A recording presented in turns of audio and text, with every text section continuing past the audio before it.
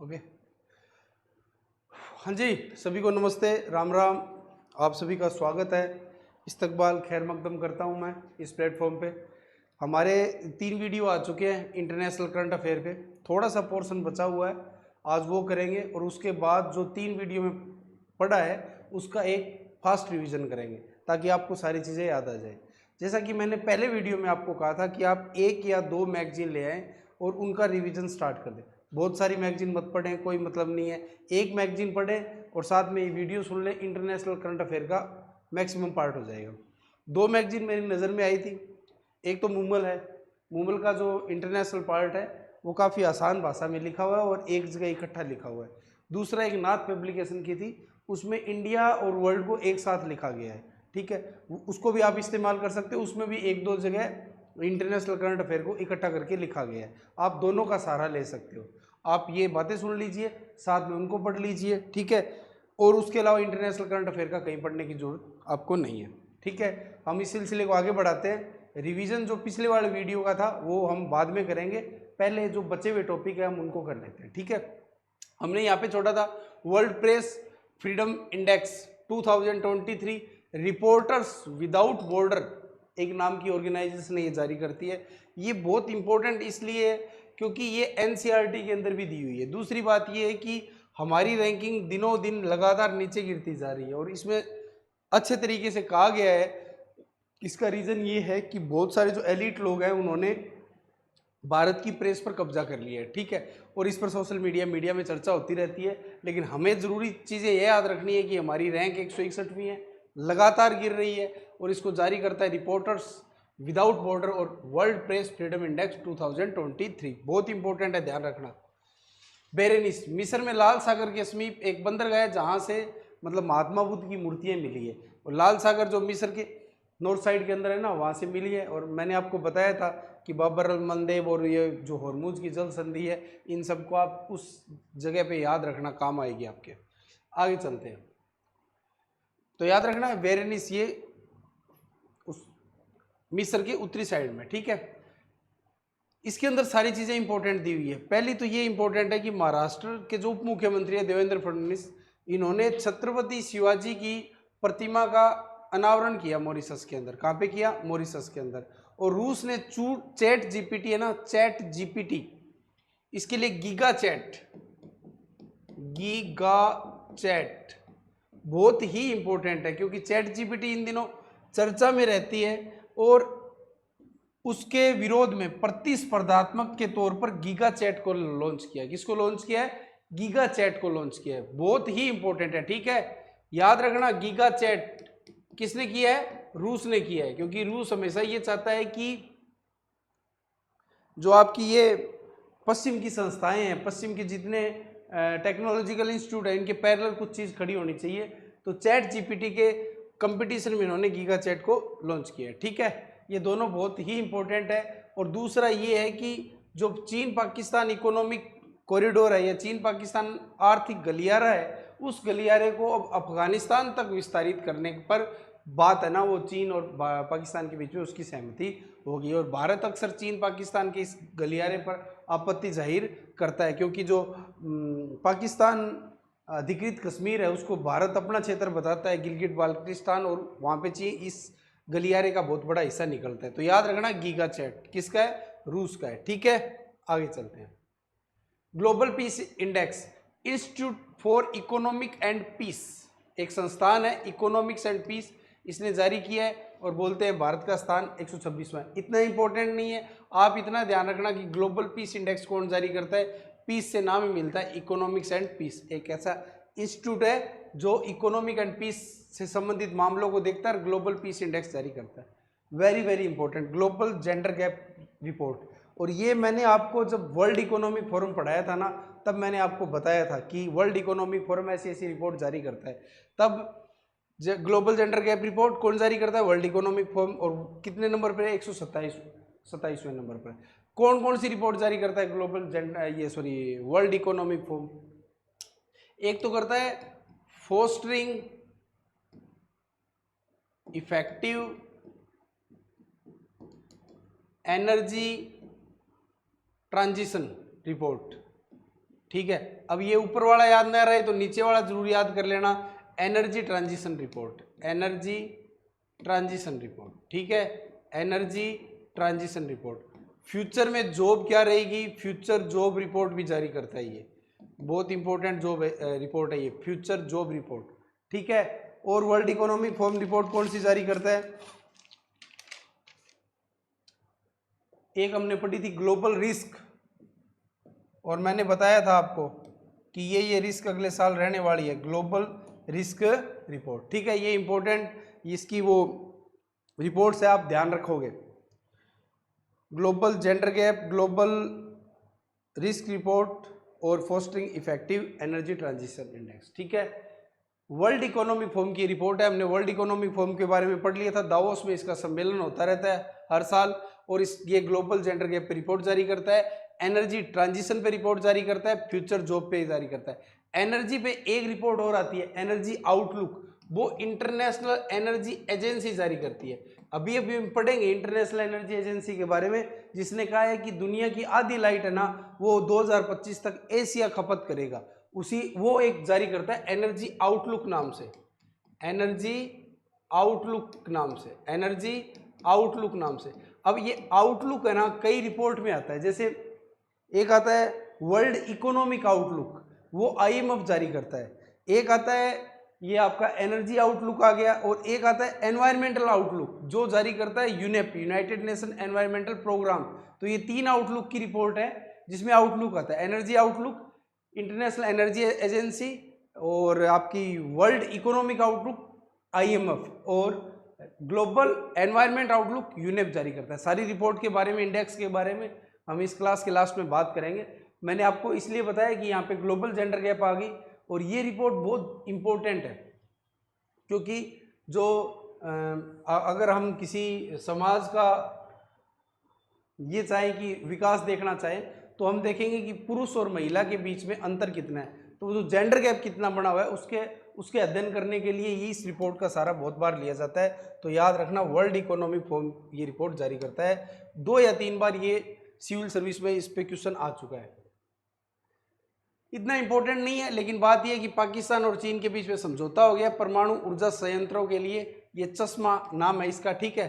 America है वो UNESCO में फिर से शामिल हो गया है। मैंने आपको बताया था कि 2 बार ऐसा हुआ था कि यूएस से वो यूनेस्को को छोड़ के चला गया, एक 80 के दशक में हुआ था, एक अब हुआ ये था कि 2016 या 17 के आसपास फिलिस्तीन को शामिल कर लिया गया था, तो यूएसए ने इसका विरोध किया था और यूएसए ने फिर यूनेस्को को छोड़ दिया था। अब यूनेस्को में वापस शामिल हो रहा है। पहले यूनेस्को ने फंडिंग बंद की थी यूनेस्को की, यूएसए ने, फिर यूएसए ने यूनेस्को को छोड़ दिया था, अब यूनेस्को में क्या हो गया, वापस शामिल हो गया।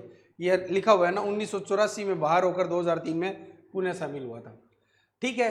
अब क्या हुआ, अटलांटिक चार्टर की घोषणा की थी द्वितीय विश्व युद्ध में ब्रिटेन और अमेरिका ने मिलकर। एक बार फिर से अमेरिका और ब्रिटेन ने अटलांटिक घोषणा को अपनाया है, ठीक है। ये कह रहे हैं कि अब जो नई नई टेक्नोलॉजी है ना, उस समय आर्थिक सुरक्षा और प्रौद्योगिकी संरक्षण कैसे करना चाहिए, सहयोग कैसे रखे।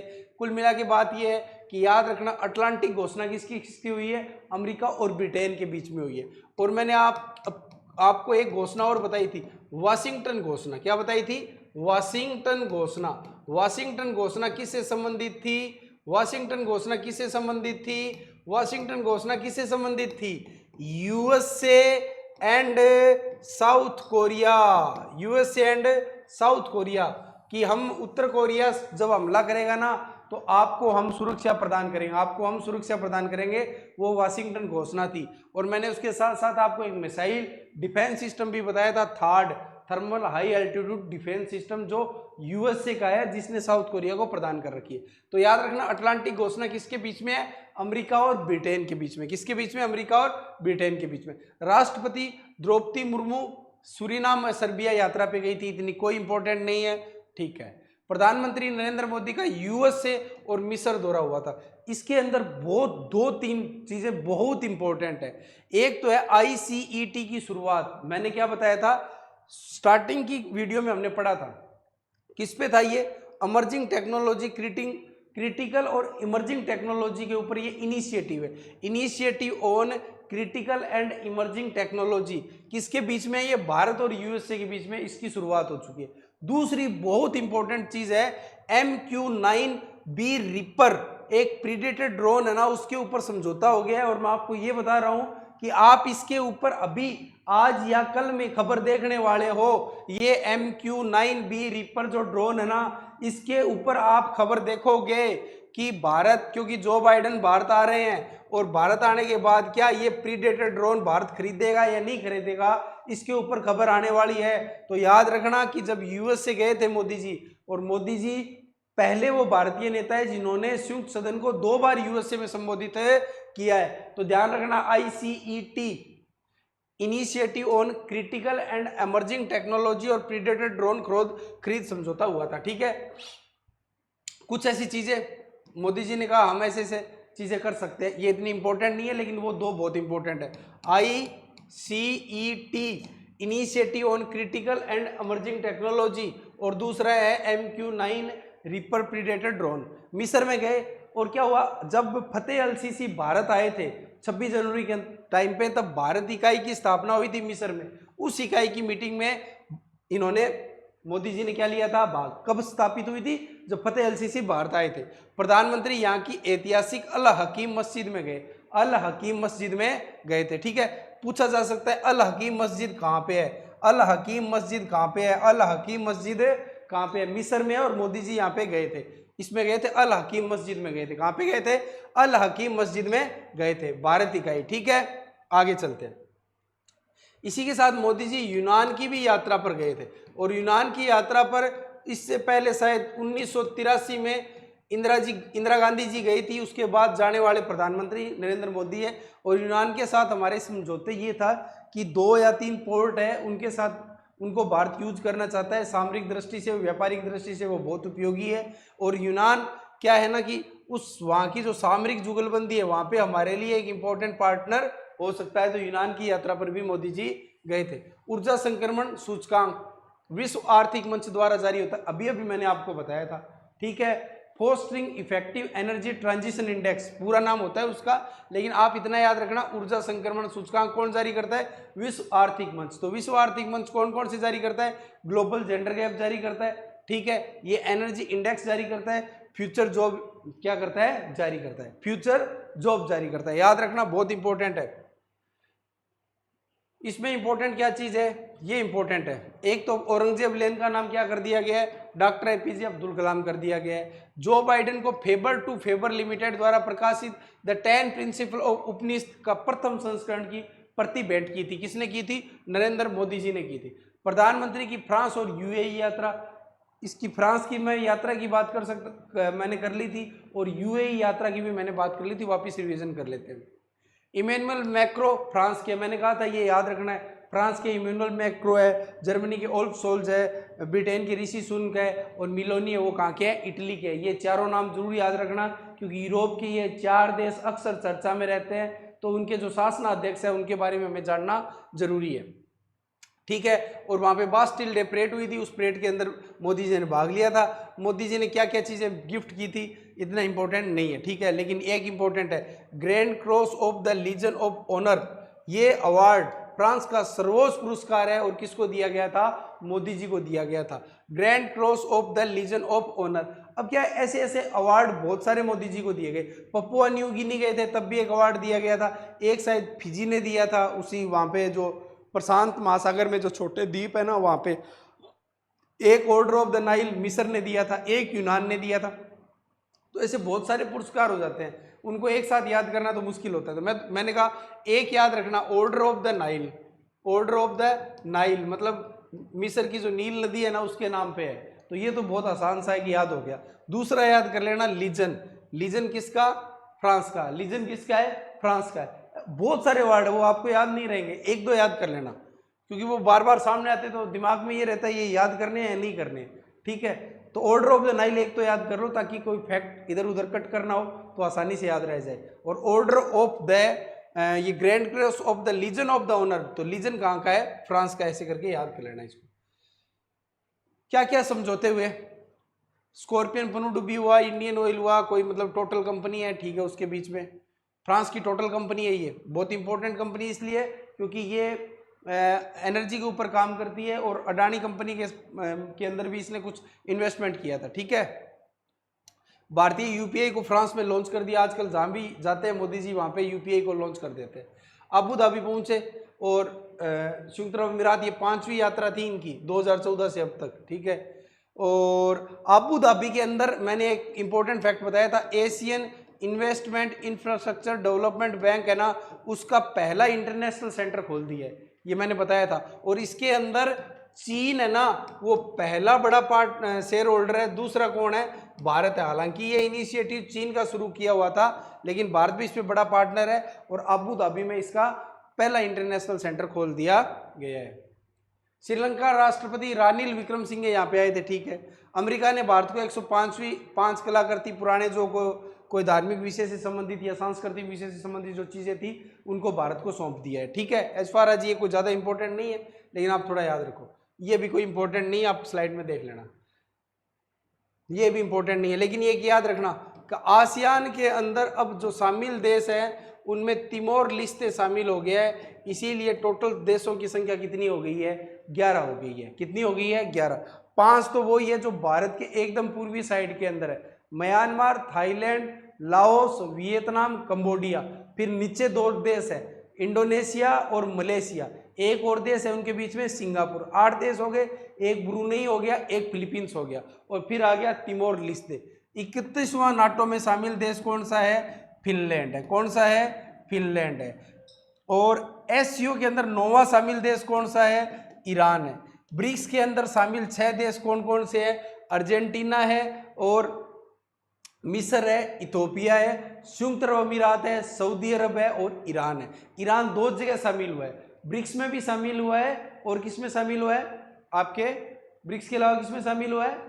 ईरान किस में शामिल हुआ है ब्रिक्स के अलावा? एससीओ के अंदर। कहाँ पे शामिल हुआ है? एससीओ के अंदर शामिल हुआ है। मिस्र है वो ब्रिक्स में भी शामिल हुआ है और ब्रिक्स का जो बैंक है न्यू डेवलपमेंट बैंक एनडीबी, उसमें भी शामिल हुआ है। ठीक है, मुक्त व्यापार समझौता हुआ है न्यूजीलैंड और यूरोपीय संघ के बीच में। ठीक है, बच्चों पर सशस्त्र संघर्ष के प्रभाव पर संयुक्त राष्ट्र संघ की रिपोर्ट में भारत का नाम क्या कर दिया गया? पृथक। ये भारत के लिए अच्छी बात है कि बच्चों का ये जो आर्म्ड रिबेलियन होते हैं उन पर क्या असर होता है उसके नाम पे रिपोर्ट आती है। तो पहले भारत के लिए ये रिपोर्ट नेगेटिव दिखाती थी, अब इस रिपोर्ट से भारत का नाम बाहर निकाल लिया गया, ये अच्छी खबर है।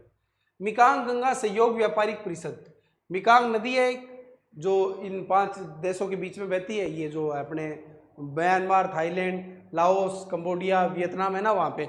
ठीक है, उस इलाके में बहती है। मुझे पूरा पता नहीं है किन किन देशों में बहती है, लेकिन इन्हीं देशों में कोई 2 या 3 देशों में बहती है। ठीक है, आप ज्योग्राफी में पढ़ लेना। इनके नाम पे ये सहयोग संगठन बना हुआ है। तो इसके अंदर देखो भारत है और वही देश है, थाईलैंड है, म्यांमार है, कंबोडिया है, लाओस है, वियतनाम है, भारत है। तो 5 देश तो वो हो गए, एक भारत हो गया, 6 देश शामिल है। ठीक है, इसके ऊपर बात होती रहती है। अब एक क्या है कि मोरह से लेकर म्यांमार और थाईलैंड में होते हुए ये एक भारत और थाईलैंड के बीच में, थाईलैंड और म्यांमार ये जो देश है ना, इनके बीच में एक रोड बन रही है। वो यहाँ से शुरू होगी, मणिपुर के मोरह से शुरू होगी, उसके ऊपर काम चल रहा है और कहा जा रहा है कि 2027 तक ये बना दी जाएगी। तो ये बना दी जाएगी तो हमारी कनेक्टिविटी बढ़ जाएगी, इकोनॉमिक कनेक्टिविटी बढ़ जाएगी, कल्चरल कनेक्टिविटी बढ़ जाएगी। तो मिकांग गंगा सहयोग परिषद। ठीक है, तो 5 देश तो वो हो गए, कौन कौन से हो गए? Myanmar, Thailand, Laos, Cambodia, Vietnam. Myanmar, Thailand, Laos, Cambodia, Vietnam, ये 5 देश हो गए, एक भारत हो गया, 6 देश मिलके ये बनाते हैं। ताइपे, ताइवान है ना, ताइवान के पता है, ताइवान और चीन के रिश्ते हैं वो बहुत ज्यादा क्या है? खराब है। चलने दो। ताइवान और चीन के रिश्ते हैं ना वो बहुत ही ज्यादा क्या है? खराब रहते हैं। और चीन ये कभी नहीं चाहता कि ताइवान अपने रिश्ते दूसरे देशों के साथ मधुर करे, लेकिन ताइवान हो सकता है कि आने वाले वर्षों में चीन शायद ताइवान के खिलाफ हमला बोल दे या युद्ध कर दे और ये जो इंडो पैसिफिक रीजन है उसमें वापस अशांति पैदा हो जाए। ताइवान कोशिश कर रहा है कि हमारे दूसरे देशों के साथ संबंध अच्छे मधुर हो, तो इसीलिए उसने क्या किया है कि मुंबई में नया आर्थिक सांस्कृतिक केंद्र खोलने की घोषणा कर दी है। ठीक है, तो ये साथियों हमने लगभग इंटरनेशनल करंट अफेयर है वो पढ़ लिया है। मैंने कहा आप 1-2 मैगजीन का सहारा ले लेना, बाकी सब चीज़ों को पढ़ लेना। अब मैं आपको एक फटाफट क्विक रिवीजन करवा देता हूँ इन सब चीज़ों का, जो हम स्टार्टिंग से कल लेके चले थे। ठीक है,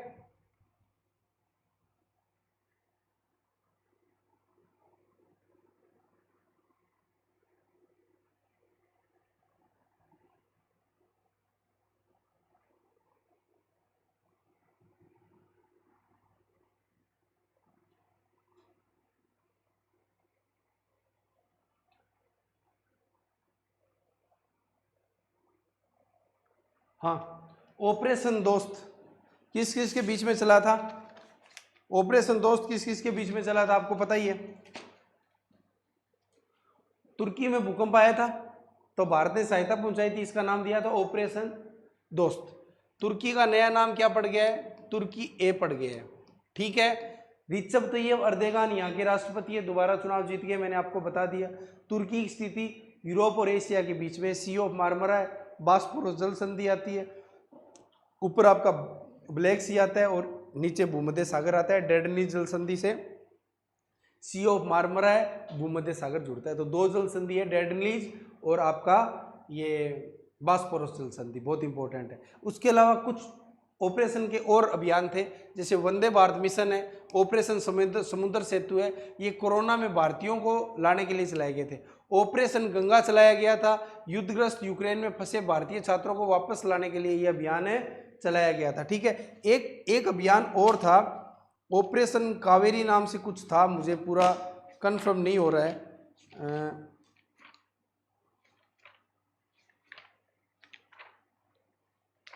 सर एक सर्च करना ऑपरेशन कावेरी नाम से, अभी बता रहा हूँ ऑपरेशन कावेरी नाम से। ठीक है, उसके बाद आगे चलते हैं। Sky tracks world airport award है, सबसे सर्वश्रेष्ठ अवार्ड सिंगापुर को मिला है, लेकिन एशिया का अच्छा जो एयरपोर्ट है वो इंदिरा गांधी इंटरनेशनल एयरपोर्ट को मिला है, भारत को मिला है। ठीक है, इतना इंपॉर्टेंट नहीं है। वैश्विक पर्यटन लचीला दिवस 17 फरवरी को मनाया जा रहा है सबसे पहले।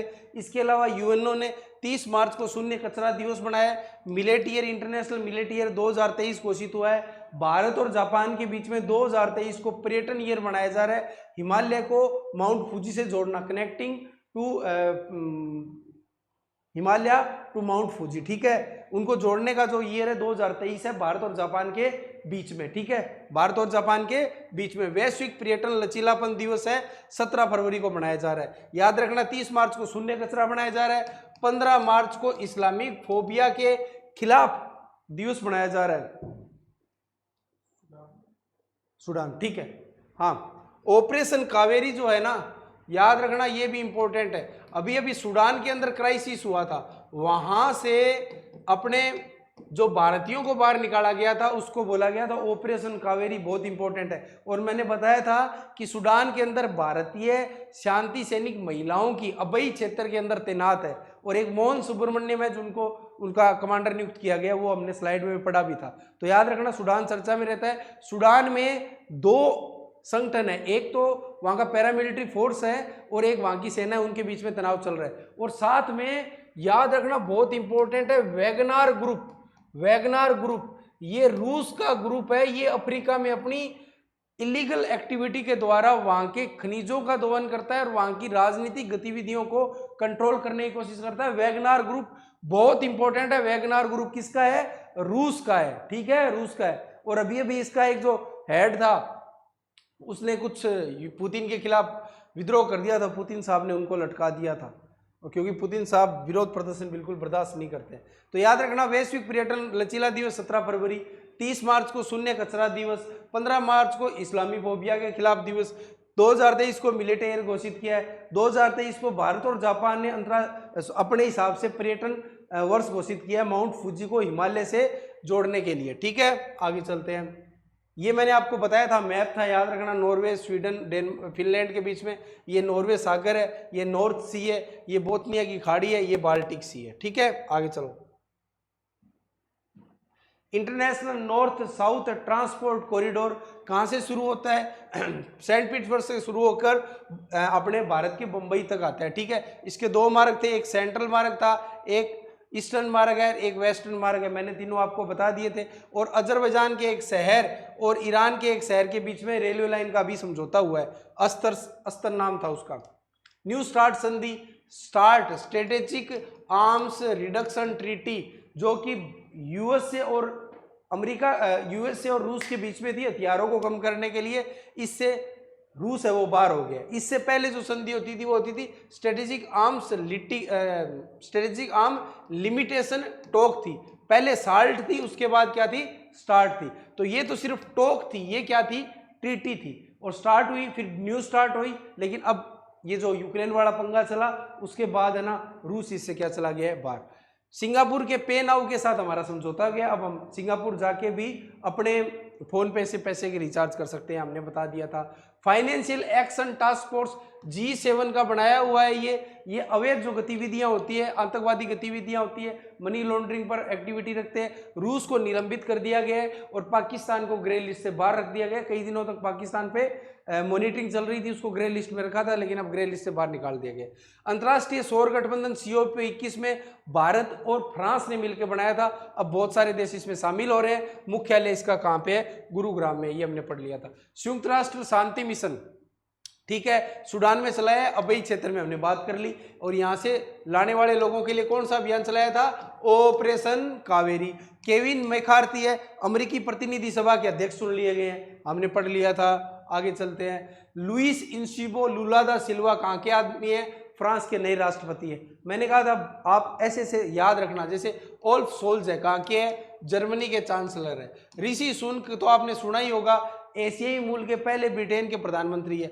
फूमियो किशिदा कहाँ के है, जापान के, कहाँ के है, जापान के। और जापान वालों को तो याद रखना बहुत जरूरी है, क्योंकि हम क्वाड में शामिल हो चुके हैं। क्वाड कब बना था, 2017 में। इसकी बात 2007 में शिंजो ओबे, दिवंगित जापान के राष्ट्रपति थे, इन्होंने की थी। और अब क्वाड 2017 में बना था। क्वाड के तीसरी सबमिट में मोदी जी अभी वहां पे जापान जाके आए थे। उसी के साथ वहां पे मोदी जी ने G7 की मीटिंग में भी क्या लिया था, भाग लिया था।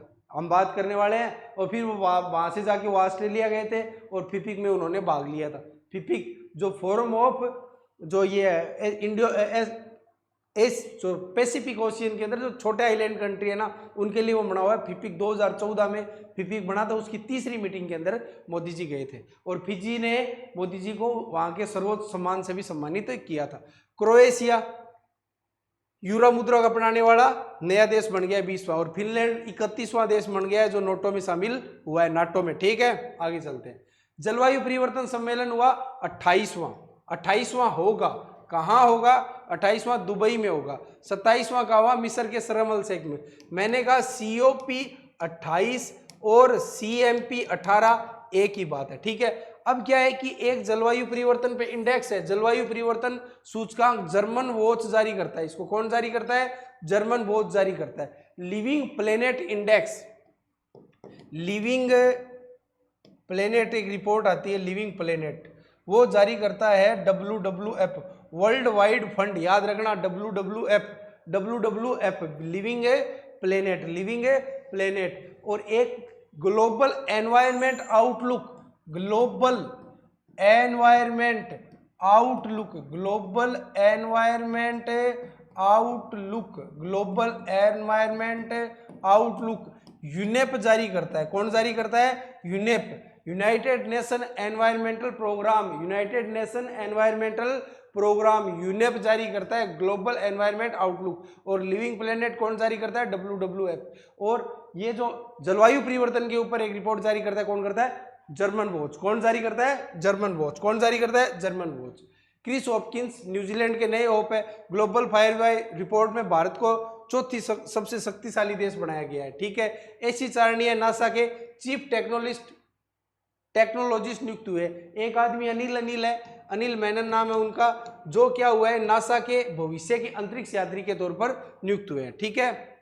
याद रखना ये ऐसे नाम आते हैं, जैसे अजय बंगा है, वर्ल्ड बैंक में नियुक्त हुए हैं। ऐसी चारणीय यहाँ पे नासा में चीफ टेक्नोलॉजिस्ट नियुक्त हुए हैं। और जो अनिल मेनन है वो भविष्य के अंतरिक्ष यात्री के तौर पर नासा में चयनित हुए हैं। एशिया की प्रथम हाइड्रोजन ट्रेन जर्मनी में चली थी और भारत प्रथम हाइड्रोजन ट्रेन है ना वो चला सकता है सोनीपत जिंद ट्रैक के ऊपर, ठीक है। जैव विविधता पर संयुक्त राष्ट्र सम्मेलन, मतलब बायोडाइवर्सिटी पर, इसको बोलते हैं CBD, कॉन्फ्रेंस ऑन बायोडाइवर्सिटी। ये COP 15 थी, कहाँ पे हुई थी, मॉन्ट्रियल कनाडा में हुई थी। ग्लोबल एनवायरनमेंट आउटलुक यूनेप जारी करता है। मैंने बताया था आउटलुक के नाम पे कई रिपोर्ट जारी होते हैं, जैसे energy outlook international energy agency जारी करता है, और वर्ल्ड इकोनॉमिक आउटलुक IMF जारी करता है, और ग्लोबल एनवायरनमेंट आउटलुक यूनेप जारी करता है। तो ये 3 आउटलुक होगी, याद रखना। लिविंग प्लेनेट रिपोर्ट WWF जारी करता है। मैंने ये बात बहुत बार बता दी, दोबारा सुन लो। लिविंग प्लेनेट रिपोर्ट WWF जारी करता है, और ग्लोबल एनवायरनमेंट आउटलुक यूनेप जारी करता है। ग्लोबल एनवायरनमेंट आउटलुक कौन जारी करता है? यूनेप जारी करता है। ग्लोबल एनवायरनमेंट आउटलुक यूनेप जारी करता है। एनर्जी आउटलुक कौन जारी करता है? इंटरनेशनल एनर्जी जारी करती है। वर्ल्ड इकोनॉमिक आउटलुक कौन जारी करता है? IMF जारी करता है। कौन जारी करता है? IMF जारी करता है। ब्रिटिश भारतीय सेना स्मारक ग्लासगो में बना है, बता दिया मैंने आपको, ये कोई इंपॉर्टेंट नहीं है। संयुक्त राष्ट्र संघ मुख्यालय, देखो संयुक्त राष्ट्र संघ के ऊपर है ना, मूमल के अंदर 2 या 3 पेज दिए हुए, आप उन पे जरूर एक बार नजर डाल लेना, उनमें से क्वेश्चन आ सकता है, मेरा मन ऐसा करता है। मूमल ने अच्छा वो बना रखा है। हमने ये बात कर ली, इसकी अध्यक्ष डेनिस फ्रांसीसी ने की थी, उसमें फैक्ट दिया हुआ है। रुचिरा कंबोज स्थायी प्रतिनिधि है भारत की तरफ से यूएनओ में। कौन है?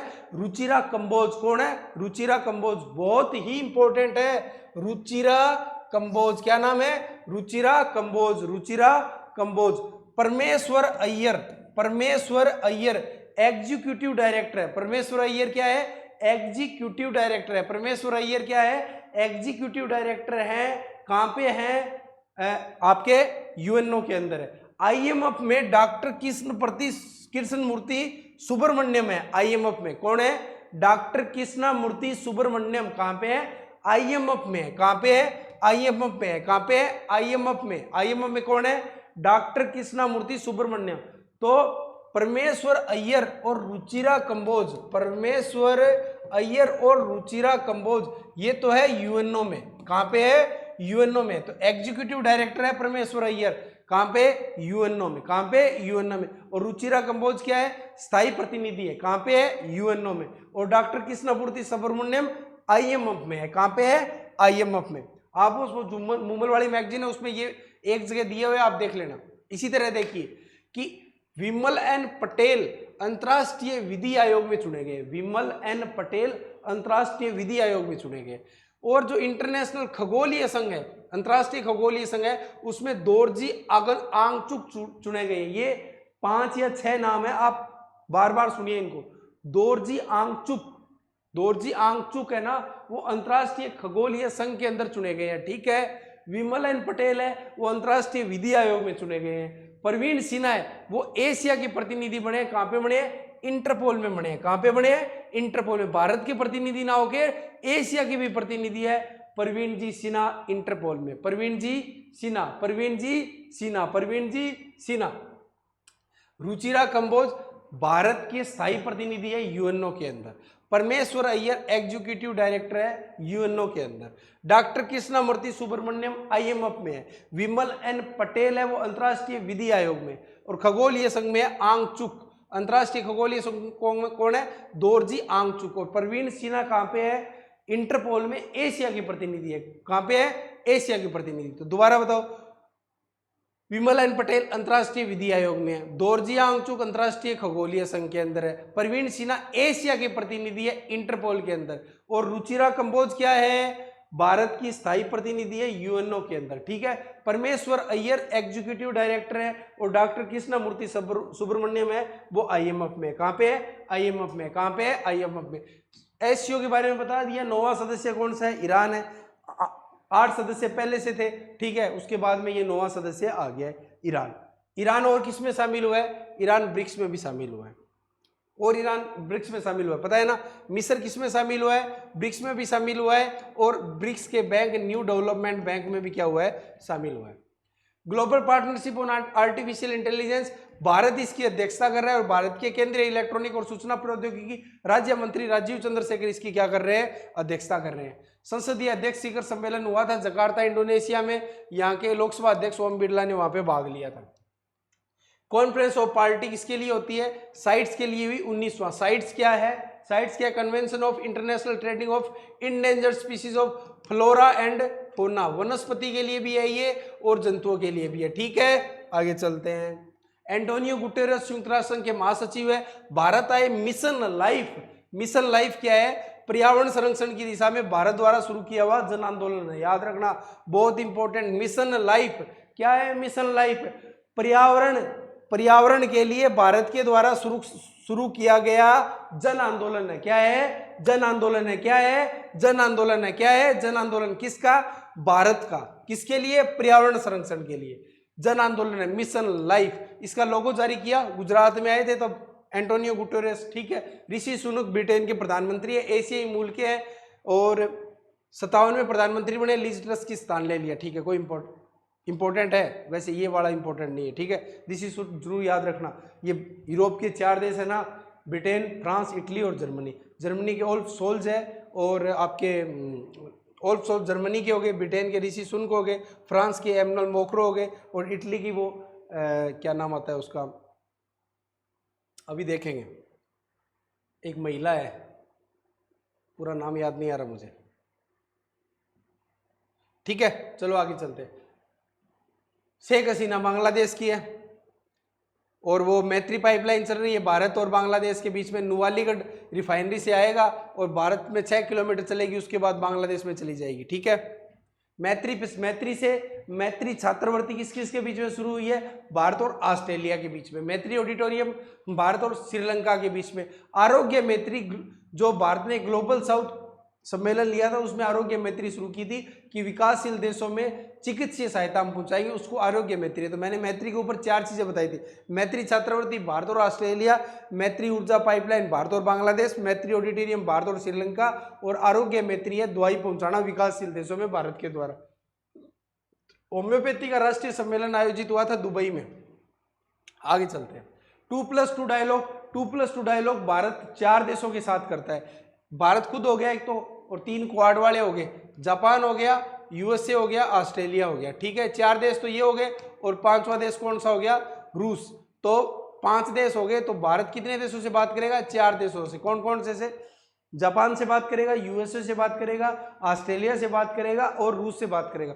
2+2 विदेश मंत्री और रक्षा मंत्री, विदेश मंत्री और रक्षा मंत्री, ठीक है, याद रखना, बहुत इंपॉर्टेंट है। वैश्विक वित्तीय केंद्र सूचकांक भारत में 3 जगह, बंबई, दिल्ली और गुजरात के अंदर, उन पे रिपोर्ट आई हुई है। ट्विटर को एलन मस्क ने खरीद लिया, आप सारे दिन पढ़ते रहते हो। फाइनेंशियल एक्शन टास्क फोर्स कौन सी रिपोर्ट जारी करता है? वो जिसमें ग्रे लिस्ट से किसको बाहर कर दिया था? पाकिस्तान को बाहर कर दिया, रूस को क्या कर दिया गया? निलंबित कर दिया गया। 1989 में G7 के द्वारा स्थापित किया गया था। पहले ये G8 था, बाद में रूस को इससे क्या कर दिया गया? बाहर कर दिया गया। मनी लॉन्ड्रिंग का काम करता है, आतंकवादी विस्फोटन को रोकता है और अंतर्राष्ट्रीय इंटरनेशनल स्टैंडर्ड बनाता है। फाइनेंशियल एक्शन टास्क फोर्स 1989 में G7 द्वारा स्थापित हुआ था। जनरल मोहन सुब्रमण्यम हमने पढ़ लिया था। सूडान में संयुक्त राष्ट्र मिशन के कमांडर नियुक्त हुए, ठीक है। सूडान के अभय क्षेत्र में नियुक्त हुआ है। सूडान से भारत के लोगों को बाहर निकाला, उसको ऑपरेशन कावेरी कहा गया था।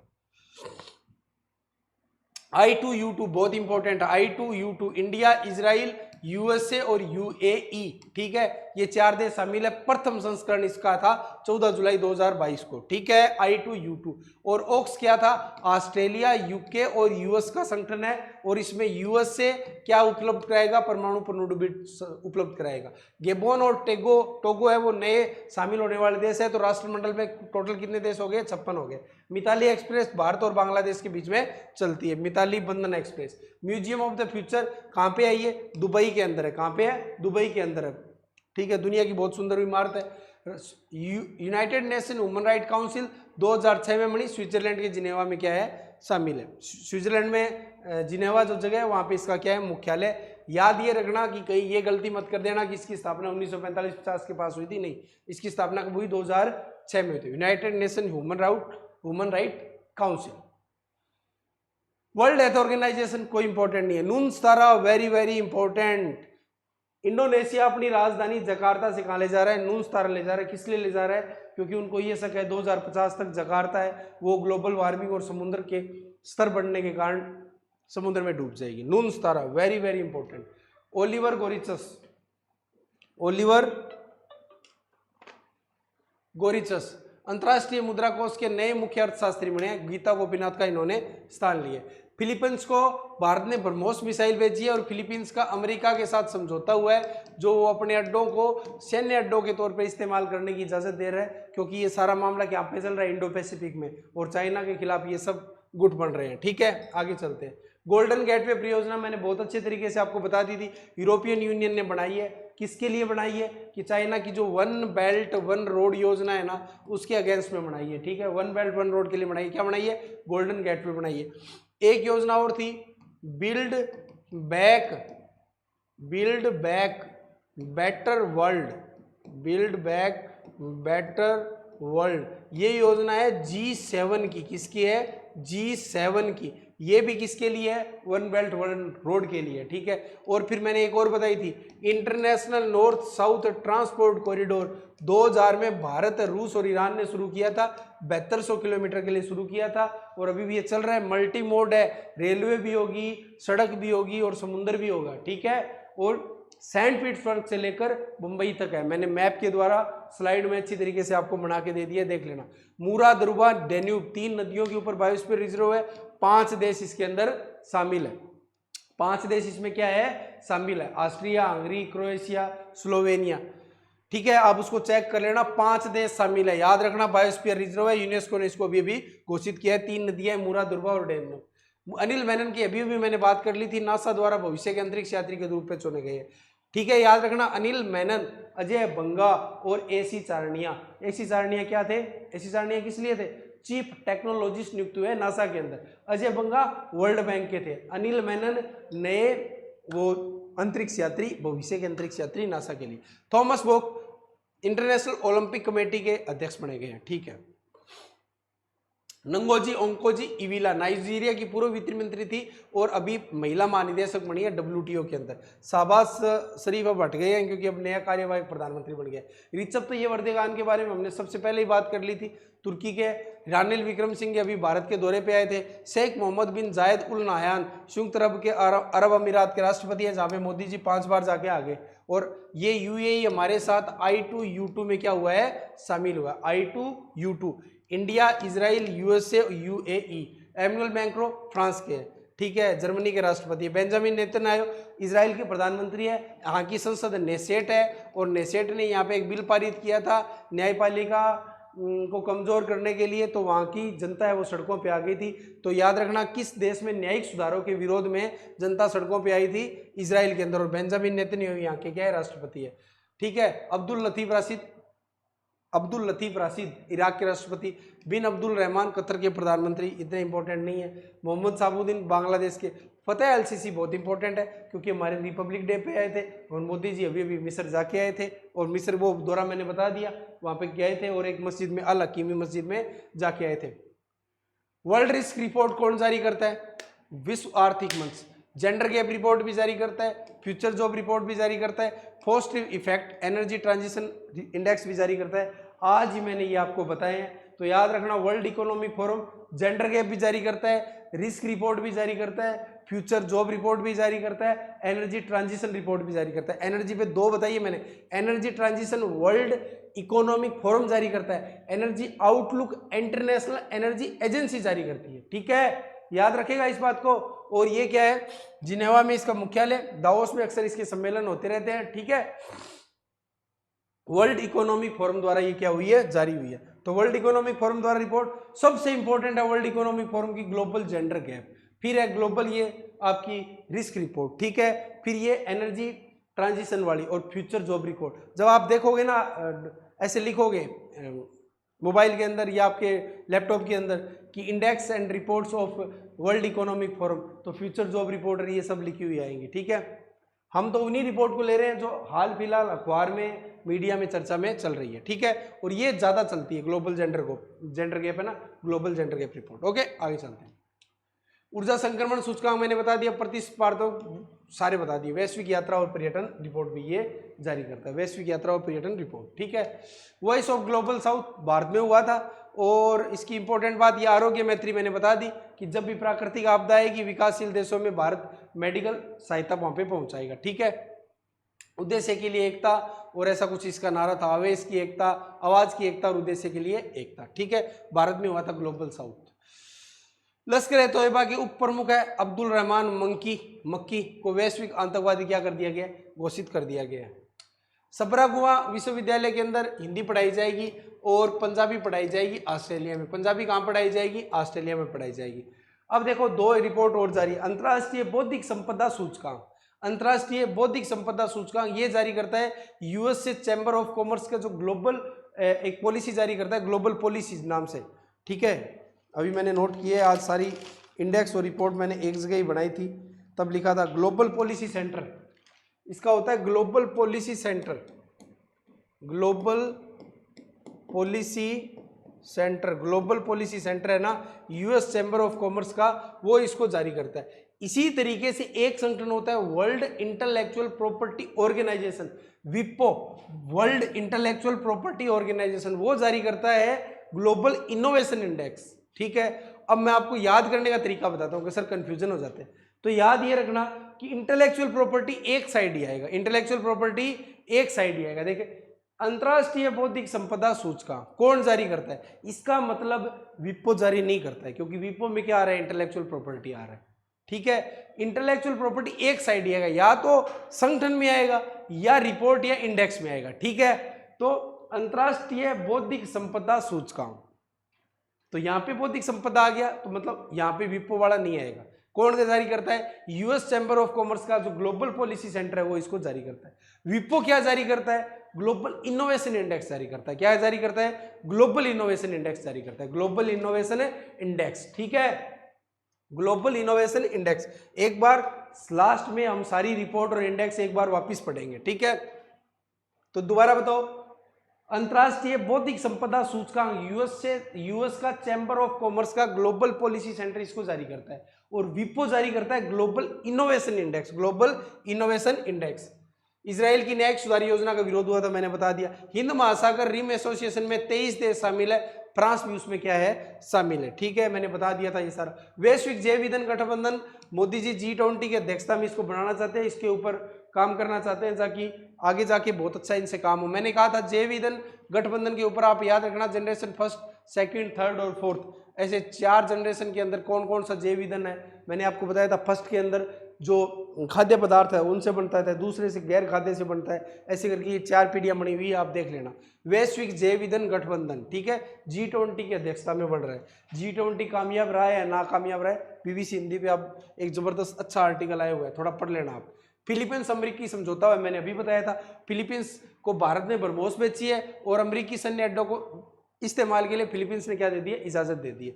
इंटरनेशनल एनर्जी एजेंसी ने बोला था कि 2025 तक दुनिया की आधी बिजली कौन खर्च करेगा, एशिया करेगा। और एनर्जी आउटलुक रिपोर्ट जारी करता है, मैंने ये बता दी थी पहले भी, इसी क्लास के स्टार्टिंग में बताई थी, फिर बीच में बताई थी, अब दोबारा बता रहा हूँ।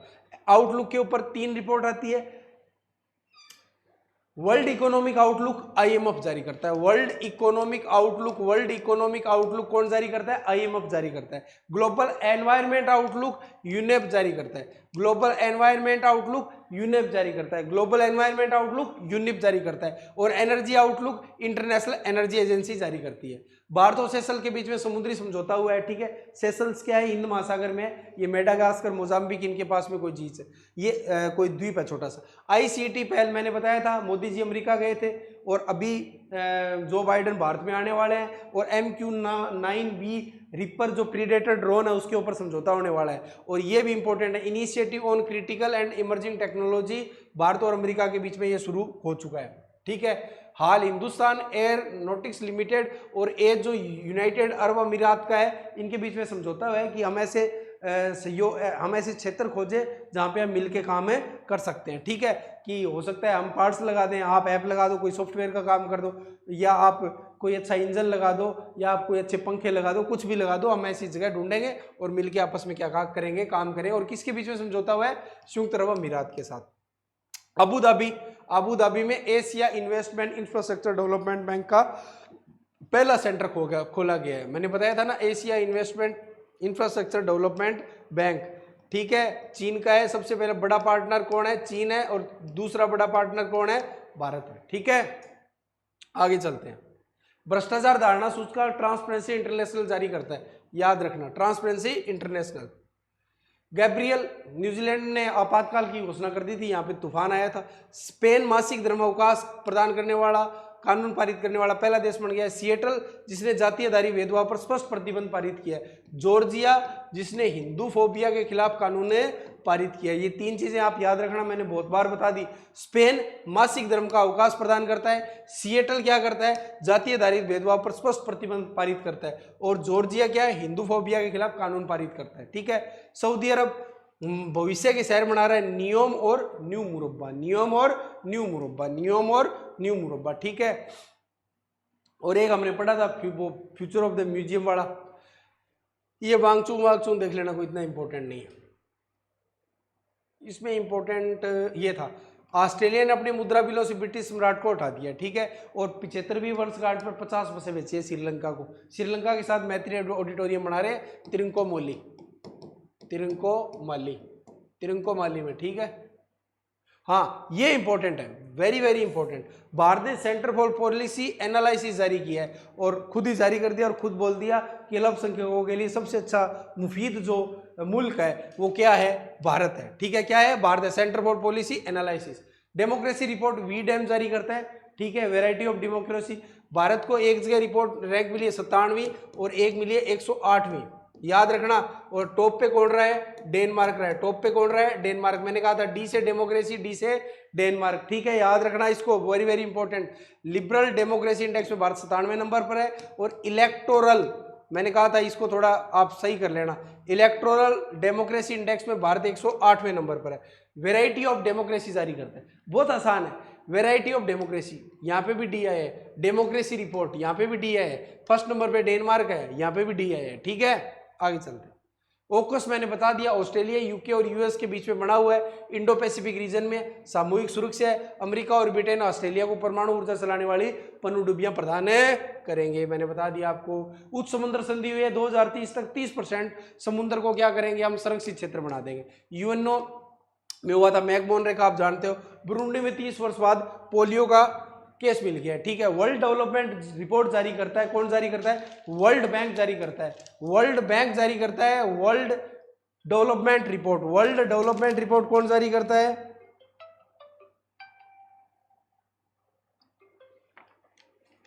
साहब 10 मिनट में करो एक बार क्लास में।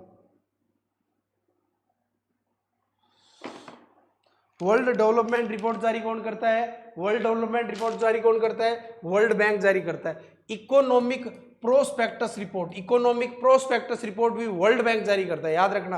अब देखो वर्ल्ड बैंक कौन कौन सी जारी करता है, वर्ल्ड डेवलपमेंट रिपोर्ट। और ये अब की बार प्रवासी शरणार्थियों समाज से संबंधित थी और मैचमेटिव फ्रेमवर्क बना था। क्या था कि आदमी की स्किल कहाँ पे मैच हो रही है और उसका मोटिव क्या है, उसके ऊपर बना था। शरणार्थियों प्रवासियों को 4 भागों में बांटा था। तो आप 3 चीजें याद रखोगे, वर्ल्ड डेवलपमेंट रिपोर्ट कौन जारी करता है, वर्ल्ड बैंक जारी करता है। अब की बार किस पे हुई, प्रवासी शरणार्थियों समाज से संबंधित हुई। और तीसरी बात, क्या नाम था इसका, मैच मोटिव फ्रेमवर्क था। वह इकोनॉमिक प्रोस्पेक्टस रिपोर्ट कौन जारी करता है, वर्ल्ड बैंक जारी करता है। पहले ईज ऑफ डूइंग बिजनेस आती थी, वो बंद होगी। ऐसे तो बहुत सारी करता है, लेकिन हम 2 याद रखेंगे, वर्ल्ड डेवलपमेंट रिपोर्ट और इकोनॉमिक प्रोस्पेक्टस रिपोर्ट। एक होती है world investment report, world investment report, world investment report. ये इन्वेस्टमेंट जारी करता है अंकटाड।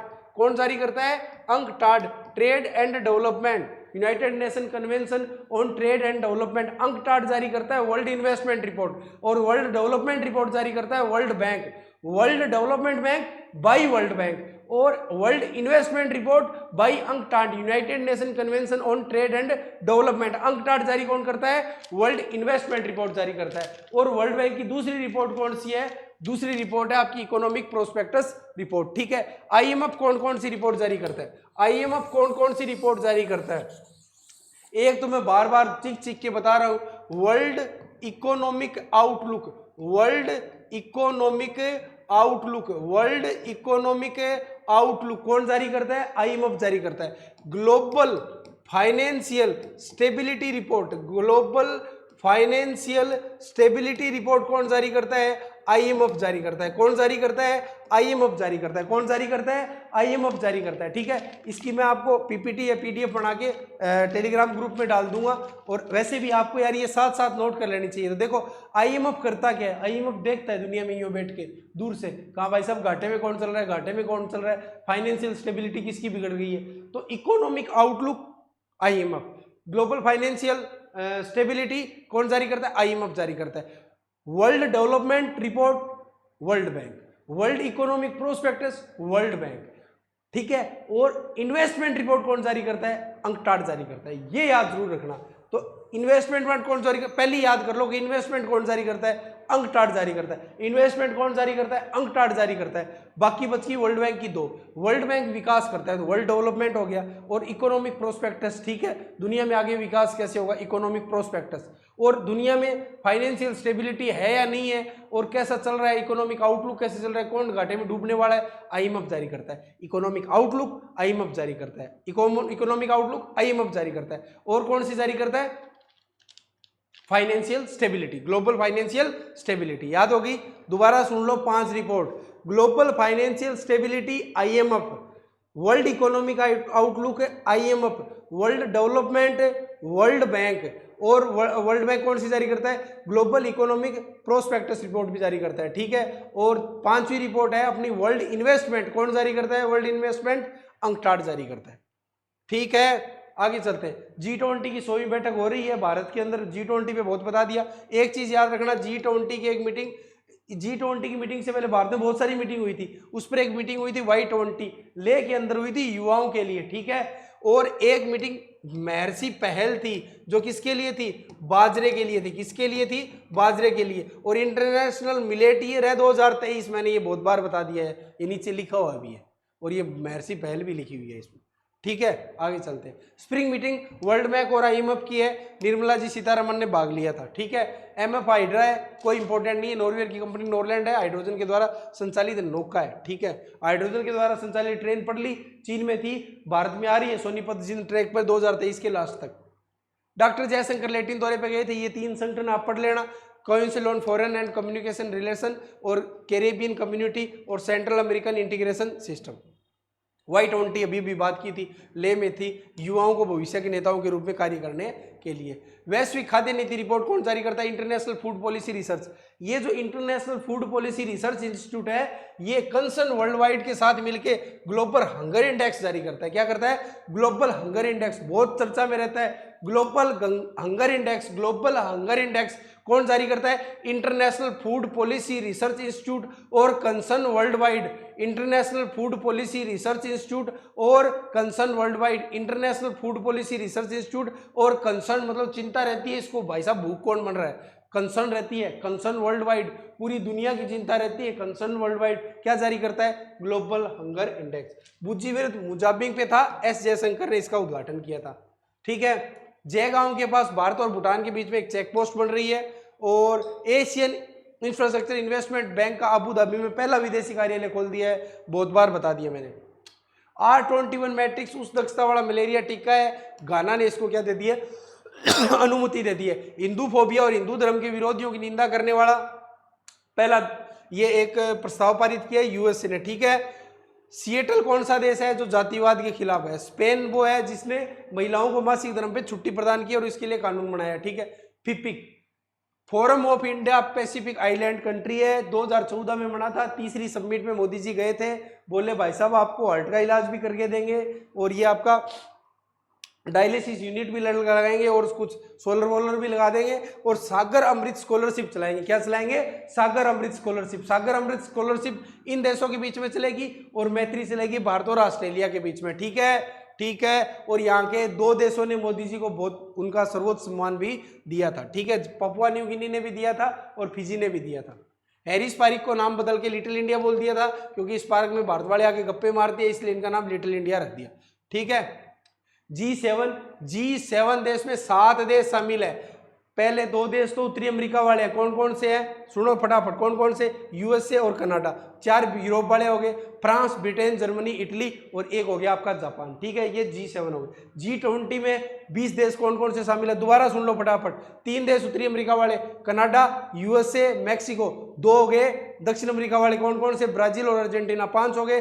छठा हो गया अफ्रीका, दक्षिण अफ्रीका में एक ही देश है। 6 देश हो गए शामिल।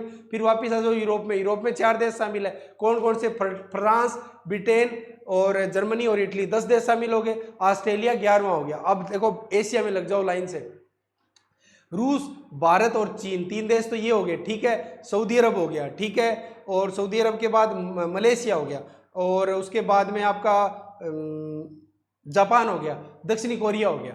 ठीक है, ऐसे करके सारे देश मिला लेना और एक साथ में हो जाएगा यूरोपियन यूनियन हो जाएगा। याद रखना G20 में कौन कौन से देश है शामिल है, एक तुर्की भी शामिल होता है। ठीक है, जो यूरोप और एशिया के बीच में आता है। G7 हुआ, मोदी जी वहां पे गए हुए थे हिरोशिमा में, साथ में वहां पे फिपिक भी उन्होंने ज्वाइन कर लिया था, और साथ में ऑस्ट्रेलिया के एंथनी एल्बनीज से भी मिलके आए थे। क्वाड के तीसरे शिखर सम्मेलन में गए थे। क्वाड के तीनों देशों के साथ भारत 2+2 करता है, उसके साथ भारत रूस के साथ भी 2+2 करता है। ईरान के साथ समझौता हुआ, मैंने बता दिया, international north south transport corridor, Iran के शहर रस्त और अजरबैजान में अस्तारा के बीच में ये अस्तारा। ठीक है, और मैंने सारे बता दिए। गोल्डन गेटवे यूरोपियन यूनियन ने शुरू किया है, international north south transport corridor Bharat, रूस और ईरान के बीच में हुआ है, और बिल्ड बैक बेटर वर्ल्ड ये G7 ने शुरू किया है। और एक और बताया था मैंने, इतना इंपॉर्टेंट नहीं है फिर भी याद कर लेना, Asian Africa growth corridor Bharat और जापान मिलकर शुरू कर रहे हैं। किसके खिलाफ शुरू कर रहे हैं, चीन के 1 बेल्ट और 1 रोड के खिलाफ। World press freedom index, reporters without border, ये आज मैंने आपको बता दी थी। ठीक है, ये खास इंपॉर्टेंट है। तो 2 चीजें आप याद रखना कि मूमल के अंदर जो आपका यूएनओ का पार्ट दिया हुआ है उसको आप जरूर याद कर लेना, उसमें 6 या 7 इंपॉर्टेंट आदमी दिए हुए हैं। ठीक है, जैसे परमेश्वर अय्यर है, रुचिरा कंबोज है, और एक आंगचुंग है, और एक विमल एन पटेल है। विमल एन पटेल जो अंतर्राष्ट्रीय विधि आयोग में गए थे, अंतर्राष्ट्रीय खगोलीय संघ के अंदर आंगचुक गए थे। रुचिरा कंबोज स्थायी प्रतिनिधि है। परमेश्वर अय्यर है, एग्जीक्यूटिव डायरेक्टर है। एक वो सुब्रमण्यम है जो IMF के अंदर है। ठीक है, वो 5 या 6 नाम बहुत इंपॉर्टेंट, आप उनको जरूर याद रख लेना। सारी रिपोर्ट मैंने एक साथ बताई थी। पहले हम वर्ल्ड इकोनॉमिक फोरम की बात करते हैं। मैंने बताया था ग्लोबल रिस्क रिपोर्ट बताई थी, एनर्जी ट्रांजिशन इंडेक्स बताया था आपको, ग्लोबल जेंडर गैप रिपोर्ट बताई थी। ठीक है, IMF की 2 बताई थी मैंने, एक तो बताई थी वर्ल्ड इकोनॉमिक आउटलुक बताई थी, एक ग्लोबल फाइनेंशियल बताई थी। वर्ल्ड बैंक की 2 बताई थी, एक वर्ल्ड इन्वेस्टमेंट बताई थी, और एक बताई थी इकोनॉमिक आपकी प्रोस्पेक्टस बताई थी। ठीक है, और अंकटाड की बताई थी वर्ल्ड इन्वेस्टमेंट रिपोर्ट। यूनेप की मैंने बताई थी ग्लोबल एनवायरनमेंट आउटलुक, और WWF की मैंने बताई थी लिविंग प्लेनेट रिपोर्ट। ठीक है, बताई थी ना, याद आ रहा है। अंकटाड हो गया, यूनेप हो गया, UNDP हो गया, ये आपकी reporters without border world press freedom index है। फिर उसके बाद मैंने बताई थी इंटेलेक्चुअल प्रॉपर्टी या तो इंडेक्स में आएगा या संगठन में आएगा। जैसे वर्ल्ड इंटेलेक्चुअल प्रॉपर्टी ऑर्गेनाइजेशन है, वो तो ग्लोबल इनोवेशन इंडेक्स निकालता है, और इंटरनेशनल इंटेलेक्चुअल प्रॉपर्टी जो सूचकांक है वो कौन जारी करता है, US चैम्बर ऑफ कॉमर्स का ग्लोबल पॉलिसी सेंटर जारी करता है। इंटरनेशनल एनर्जी एजेंसी मैंने आपको बताया था एनर्जी आउटलुक जारी करती है, और इसने ये बताया है कि दुनिया की जो आधी लाइट की खपत कौन करेगा, एशिया करेगा। ठीक है, वर्ल्ड हैप्पीनेस इंडेक्स, ये बहुत इंपॉर्टेंट है, सिलेबस में दिया हुआ है। Sustainable solution development, sustainable UN की ये संस्था है, कौन सी है, UN की ये संस्था, UN sustainable development solution network, world happiness जारी करता है। इसके साथ साथ ये जारी करता है ग्लोबल सस्टेनेबल डेवलपमेंट रिपोर्ट भी जारी करता है। ठीक है, तो याद रखना United nation sustainable development solution network है, वो हैप्पीनेस रिपोर्ट जारी करता है। इसके 6 वो मानक है, स्टैंडर्ड है, उनको अच्छे तरीके से पढ़ लेना, पेपर में पक्का आएगा क्योंकि सिलेबस में दिया हुआ है। तो याद रखना United nation sustainable development solution network एक रिपोर्ट तो जारी करता है हैप्पीनेस रिपोर्ट, और एक जारी करता है आपकी ग्लोबल सस्टेनेबल डेवलपमेंट इंडेक्स जारी करता है। ठीक है, जलवायु परिवर्तन मैंने बता दिया, जर्मन वॉच वाला, ग्लोबल हंगर इंडेक्स बता दिया, ये जो आपका international food policy research institute, और कंसर्न वर्ल्ड वाइड, मतलब कंसर्न रहता है दुनिया भर का इसको कि लोग भूख कौन कौन मर रहे हैं, तो ग्लोबल हंगर इंडेक्स, भ्रष्टाचार बहुत सूचकांक, ट्रांसपेरेंसी इंटरनेशनल आपको पता है, ये सब बता दिया, लिविंग प्लेनेट बता दिया, इसकी मैं PDF आपको भेज दूंगा। ठीक है, इसके बाद एक बचता है आपका ये जो युद्ध अभ्यास हुए हैं, तो जब नेशनल करंट अफेयर पढ़ेंगे ना तब याद कर लेंगे। अब आप काम ये करना कि जब भी आप पढ़ो 10-12 देश के नाम लिख लो। जैसे यूएसए का जो बाइडन याद रहता है, ब्रिटेन का ऋषि सुनक याद रहता है, लेकिन France, Germany, Italy, south Africa Cyril Ramaphosa, Japan के फूमियो किशिदा, ऑस्ट्रेलिया के एंथोनी अल्बनीज, ओल्फ सोल जर्मनी के हो गए, ठीक है। और आपके इटली के वो एक लेडीज़ है जिसका नाम मैं बार बार भूल जाता हूँ यार, आप देख लेना, ठीक है। ऐसे सारे टेबल बना के लगभग, क्योंकि सारे याद नहीं रहते लेकिन नज़रों में रहते हैं ना, तो टिक करने में क्या हो जाती है, आसानी हो जाती है कि कौन किससे जुड़ा हुआ है। अब सिरिल रामाफोसा अफ्रीका के, मेरे को ये पक्का याद हो गया, लेकिन वो इटली वाला याद नहीं हो रहा, बाकी सारे याद हो रहे हैं। फ्रांस वाला याद हो जाता है, मैक्रो है क्योंकि काफ़ी चर्चा में रहते हैं, लेकिन इटली वाला कम चर्चा में रहता है। तो ऐसे करके बहुत सारे नाम हैं। हाँ, स्पेशल याद रखना, यूएनओ के वो 5 या 6 आदमी हैं जो मैंने आपको आज बताए थे, जो कि मूमल की टेबल के अंदर दिए हुए, उनको ढंग से पढ़ लेना। करंट अफेयर के लिए आप, इंटरनेशनल करंट अफेयर के लिए 2 बुक्स पीसेंट है, एक ही बहुत है। चाहो तो मूमल लिया, उसको बार बार पढ़ लो और वीडियो देख लो, आपका काम चल जाएगा। उससे बाहर आ जाएगा तो किसी से नहीं होगा। और दूसरी नाथ पब्लिकेशन की आई हुई है, वो भी देख लेना, ठीक है। कल हम शुरू करेंगे आपका मॉडर्न इंडिया, और उसके पैरेलल आपका नेशनल करंट अफेयर चलता जाएगा।